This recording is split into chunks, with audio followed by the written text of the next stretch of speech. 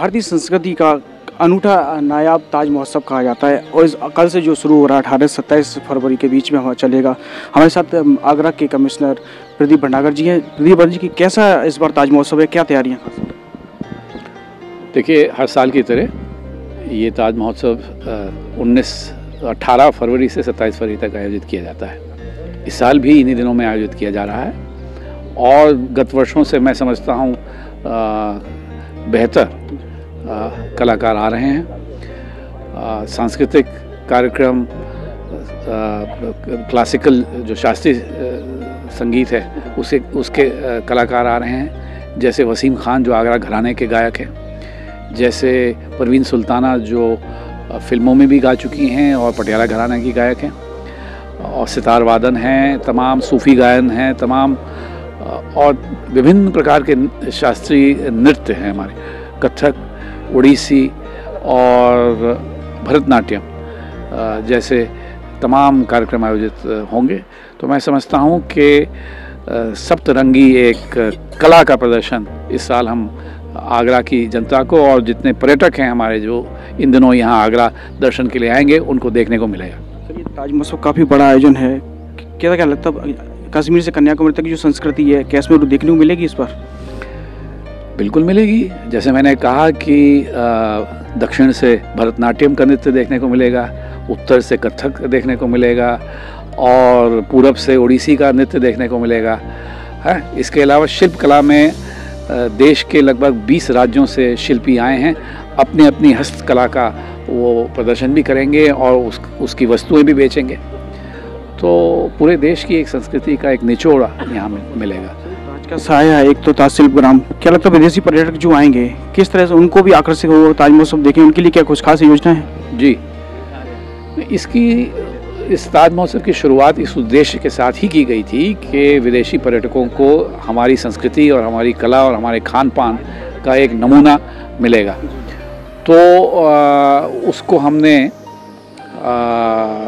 आगे बढ़ाने का प्रयास किया है और वो इस तरीके से कर रहे हैं कि जितने हमारे होटल हैं, होटल एसोसिएशन, उनसे हम लोग संपर्क कर रहे हैं कि जो उनके यहाँ पर्यटक आएँ विदेशी खास तौर से, उनको इसकी सूचना दें और उनको लेके आएँ, क्योंकि इस किस्म का जो एक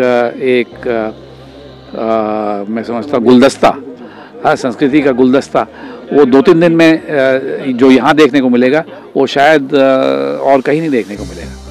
इसके अलावा हमने ये भी कोशिश की है कि भीड़ भाड़ इतनी ना हो, दुकानदार अपना सामान अपनी दुकानों से बाहर ना बिखेर के रखें, क्योंकि विदेशी पर्यटकों को ये इससे कष्ट होता है। वो अंदर आने में थोड़ा हिचकते हैं कि हम इतनी भीड़ में नहीं घुस सकते, उनको आदत नहीं है ऐसी भीड़ में घूमने का।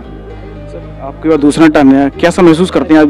दूसरी बार प्रेस कॉन्फ्रेंस कर रहे हैं, ताज महोत्सव है, कैसा महसूस करते हैं सर आप इस पर? नहीं, मेरे लिए तो ये गर्व का विषय है कि आगरा जैसे शहर में और इतने परंपरागत कार्यक्रम का आयोजन करने का मुझे ये दूसरा नहीं तीसरा मौका मिल रहा है।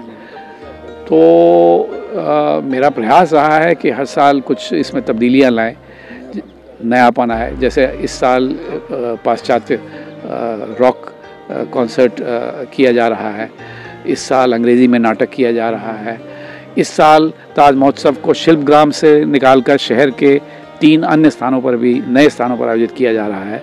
तो प्रयास किया जा रहा है कि यहाँ के लोगों को भी इससे जोड़ने का, और लोगों का रिस्पांस बड़ा अच्छा रहा है। स्थानीय जो पालीवाल पार्क के ग्रुप हैं या शहीद स्मारक के ग्रुप हैं, उन्होंने बड़ी उत्सुकता से इसमें भागीदारी करने का प्रयास किया है। ये थे आगरा के कमिश्नर प्रदीप भंडागर जी जो बता रहे ताज महोत्सव के बारे में कि किस तरह का आयोजन रहेगा और क्या खासियत है ताज महोत्सव की। अपने साथी प्रदीप वर्मा के साथ मनोज सक्सेना, हिंदी गौरव के लिए। तो यहाँ मुक्त आकाशी मंच में इसलिए रखा है कि